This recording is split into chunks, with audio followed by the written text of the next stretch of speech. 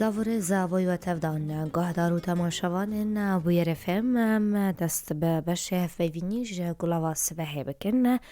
دست آباری و چاندنی عرف بریا خسر نرخی هر ربطه کنان بسیصد لره سوری دست نشان کریا و همولاتی جوه که دلگران و جه نرازینا بو بهتر امزانه بن و کاسدما گرامبونه چیه و آگاهین زیده تر ویانها بریز سلمان بارودو افسرو که دست آباری و چاندنیه یاری بریا خسر لبا رجلات سوریه دریا تلفونی را لگل مبا دمات خوش با دم باش سر جواب و گهداری بود گلک سپاس دست بکن بحثا بریا را بها کرنا نان بکن کجا 205 ورقه سوری هاتیا بها کرن بو 300 لره سوری صدم نوی بریاره چنه آنکو چما افزیده بون برز سلمان خلک نرازینه و روشا خلکی تنکو لوازه بله شخوا بله تبدأ زانن وقتی ما ربطانان دصدو بينجي بو شخوا وزناوي جي بري ثابت وزناوينا ديسا كي جي انا كاد بهابوني جي كيلو دصدو بينجي غرامي ونهنان دي ربطا كدني بدصدو بينجي بو يعني وقتی ربطانان السعراوي دصدو بينجي بو يعني كرينا جنم نحصدو بينجي بو دهات كرين ودهات هيراندن ودقيا فرنا براستي انا كاتب دزانن يعني پر بهابويه جنمجي وارتجي بهابويه جبر اذا حشك سالياغو مر درباسبو سري موسمي بوچو شو بشي بجي جبني نهات بشي مان مي ابيجي او ابيجي پر تعدليات انا ام ارت كرن هن جارات ام دس دريج دي كم راسي ام وك حاضر جي ام ذكرن دور 400 بي دولاريه طونا ارت يعني طونا ارت تكلفه سرما شغله مليون وسر 450 مليون و400 حتى مليون و500 وتبد ظانن يعني ما انا تبلو بشتي ما بلند كر سارا ربطانان ما كرسي ست بريد سدو بينجيبو هاد بلاب كريم شيست حزاري طونا ارت انا كاتونا ارت بشتي بها كرنامه بنوتو 5000 يعني كيسي ارت ب 4750 وتي فروتن يعني تبد زانن تبلو ما كوميدي تشيكن سر شيست حزاري را انا قاسو سوكن دربا هن دفروشن هن برجريك شيد من ليه امكارن بيش او زيدا بونا قونا بليتي كرن زيدا بون عاده زيدي تكلفه خويه دي ساكي تكلفه وينا يعني بلنترج فروتنا وينا تكلفه جو سرما يعني تكلفه جو سرما وقت ما قلت دور مليون ونيف كي ام ددن بنوتو 5000 فرنار واني زمان هرتونا كارت هون بمليون ونيفكي دكرن هون دفروشن خديان عن خانيان بنوتو 5000 ورقة سوري لفر هر سري طونا كيبرز سلمان هون مليون وكو 400 ليرة سوري دخسرن چما وصاي مليون و400 ابايا دعما ما سيرفي ماده نان هي وك ماده مدعوم هني تشتكي وك طبيعيه ام دعم دكنجيري لقبل نبونا هاني نجو جبوي فيدا ما او مربحة بيتي كذا خزينة ديتي كذا ماليا مدي يعني فيدا البيكرنا بيتر هنكي وقت بيسبقون سر موازنة قوتي خصصان دن دستيا ابور هناك سبقون شيء دي نجو إرادة خزينة ري همالاتی گزنان دکن کنان نای خورن یان جوده تاوی پر خرابه تفلیولوژی گران تکرینه مبجن والله اب جودتا انا شخوا اب برزغريكايا ابايا هين براستي وقت بيجي هي قالك دبران وتبيني او ارضي قوتي بلا فكرن لفرناكي ناني وي خوشي لفرناكي ناني وي نخوشي ابجي سدم هي سدم جي خدي جي فرناف خوشي هي يعني او وكيم شوبان نجي جارنا تشي دي بيجي كوميتي مي تمويني جي براستي او كوميتي مي تمويني وقت بيجي بتمامتي نفع عالم جو حاكم سرسري كار وفرنا نجي هنا وقت فرني بيجن نيف آلي نصف آلي هنجي هنا خطوط جي براستي وخطينان تنسر او جي هنكي باندوران خد ديزي مثلا خط دريج نان زو بيتر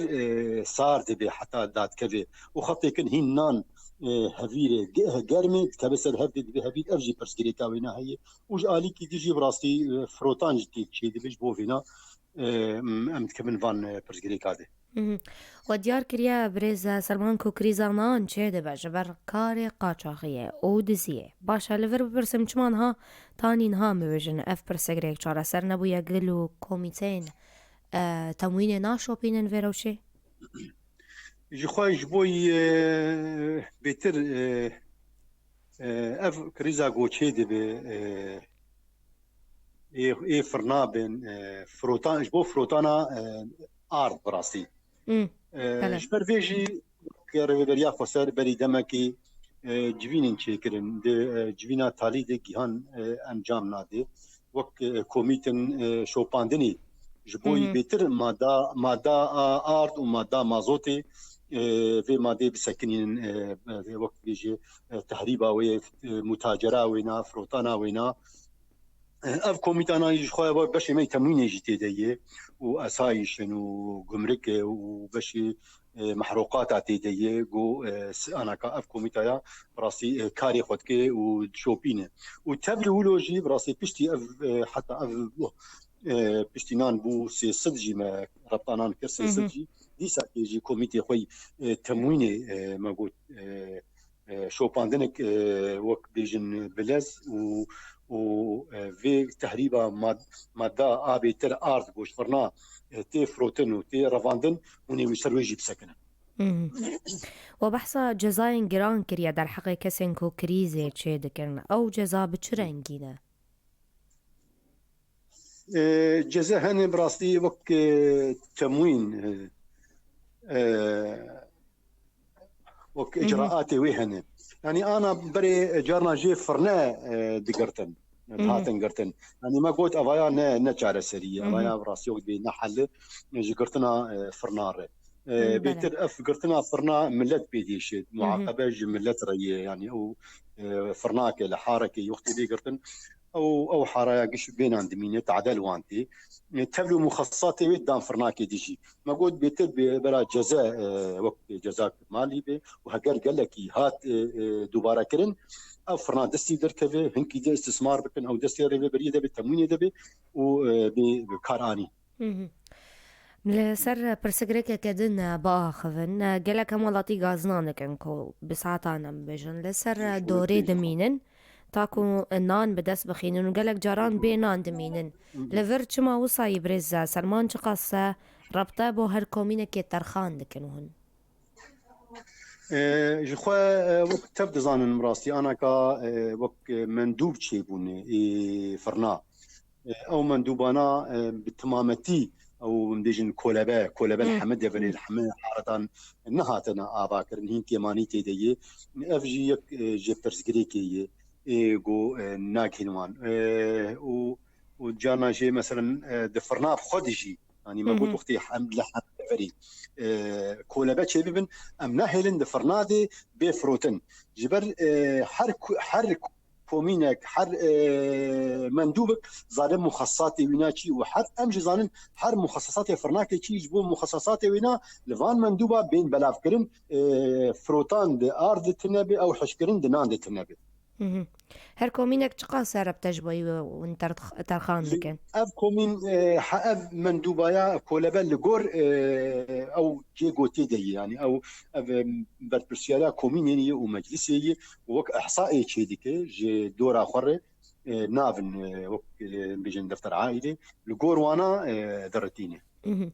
اما السر مجارك عدن باخذن شخوا لگوری هاتراغ هندنجی اجانس امریکا پیشخستنا ناو دولتی 3000 طن طوفي گنم شاند بو هرمین باکو رجلات سوریه تا آنها چقاس جوی طوفي هاتیه بلاف کرن بلي شخوا افطوفايا هن هاد بلاف كرن وك دفرنا المات الكوتشر بو قرت العلو دفرنا بو ديريكي بلكي دبرنا ولو هاد بلاف كرن بلاف كرنا ويجي الجمع براستي كوميتي مي وك بيجن طوف واختبارات شي ديكن تحليل ديكن في طوفي يعني اللي بقرك شي بوغوت اف طوفي هاني منظم راستي كامي وقت تحليلك اختبارك ميجر تشيكن مناسب عرضي مرج وقت بيجي مناخرج هريمي مرة و ام قاربا وشك دس بيبكن وبلا بكن نشخوا اف طوفايا هاتبو بيتر لهريما جزيلة ولا ديرازوري يا ديرا زوري وك رابورا وان وك تحليلا غوكرانتوف وت وار دركت نخوشي برسغريكي ويتنن غو بين بلافكرن ديرا زوري هاد بلافكرن ملكي تسر دور حزار طوني هاد بلافكرن مراسي ام اللي هي فيا ايمانجي وك جزيري او جي غو تبرسغريك تنبن امي ويجي بلافكن تشتي ماي قالك أنت زيارة بيجنكو صنف أنكو جورية هر طوفكي جبو هر ولاتكي جداي جيدن ونخوشين جيايي شينكاهي أنكو نباتي چه دبا جبر فيتوفي برسوا و چه يجبو في مشاري نظام افتوفايا هنا كي وقت بيجن نهاتي بكار انين الجمع نهاتي كان حتى امزانبن لهاتي بلافكرن نهين وقت نخوشي مت نخوشي تيزي ما حطانها جعردي يعني مثلا هجر جياكي غريب هجر تعداري لوقت العردي بك الاخوي بك يعني حطانها او اختبار سر عردي شي نبويه نقشتي مال بله افدو سالن بريزا سلمان باران پر گیم دوباره لهری من ما امجوه ناس بکن دا پوین ریو بریا خو سر دا گلو تیرا هرمی هيا بو سالن بي خوشك دنگي نها برس دنگي تنهات مش بي برسير باشا از دوباره ببیجم اف دو سالن شخوا باران یان رجیا بارانی پر گیم لهرمین ما جوه ناس بکن دا پوین ریو بریا خو سر دا چو قاسا گنم هيا كو تيرا هرمي هيا بو سالن بي بري جخوا وك هرمي براستي امزان بي چقاسا گنم جمر گركي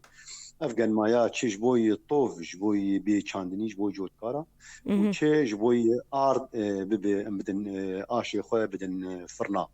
يعني هرمي ما بتوائي باكور جاتي سوريا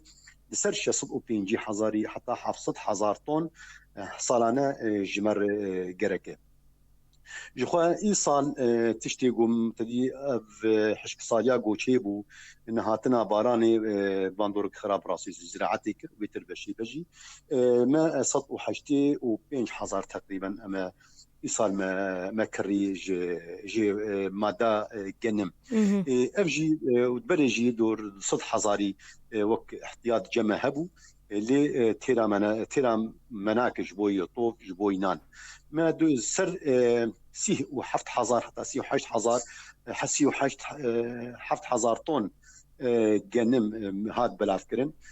طوف لجود كارا بري چند روجه كي حفتيكي اوجي 5000 دن اوجي ما درمان كر وما بيجين كر اوجي ما قوم اوجي بدن جود كارا بيتر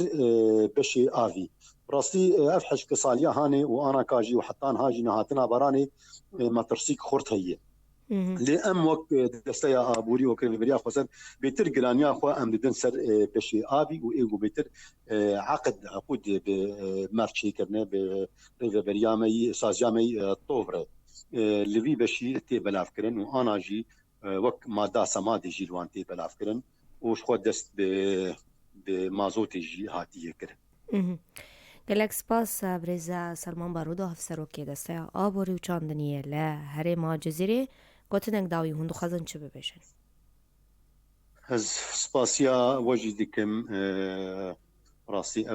آگاهی دریا بوير دقي هندكيجن ملتي ما إيشايا أمكش راسي أم بي وقت بي معنينه يعني أم دخازم بيجن بيتر موسم نماز موسم هاني كتن طنجاوي كده طنجاوي هاني جي